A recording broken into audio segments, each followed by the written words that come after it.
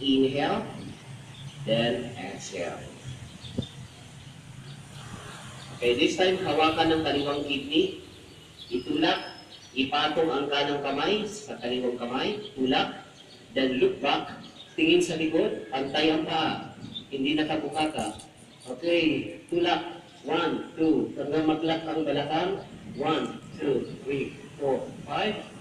Okay, deep penetration technique. Push your right kidney.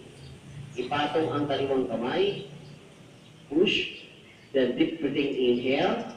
Then release. Tulak. Tingin sa likod. Exhale. 1, 2, 3, 4, 5. Nasundan ang third level function. Okay, magbahagi sa programa Bantay Kalusugan at clasping your hands, wave to the air, then hang up, then fly like a bird, lumipad ka parang ibon, ilapag mo ang iyong katawan na parang tuyong dahon. Lumipad kang parang ibon, ilapag mo ang iyong katawan na parang tuyong dahon. Balansihin ang katawan, iwasan ng sakit, balansihin ang katawan, then inhale, then exhale. Then the other side, penetration technique, deep breathing, inhale, then balansihin ang katawan, lumipad kang parang ibon, ilapag mo ang iyong katawan na parang tuyong dahon.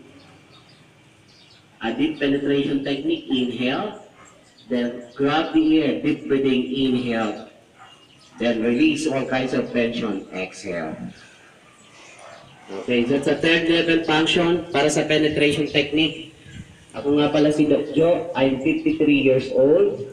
Ako po ay nagtuturo sa different kinds of area ng TESDA, simula Region 5. So itong programa natin ito, maging kabahagi kayo every Tuesday, na tuwing araw ng Martes, alas 6 ng umaga, tsaka tuwing araw ng Biyernes sa Town Center. Nandun sila, Town Center, nung nakaraang Biyernes.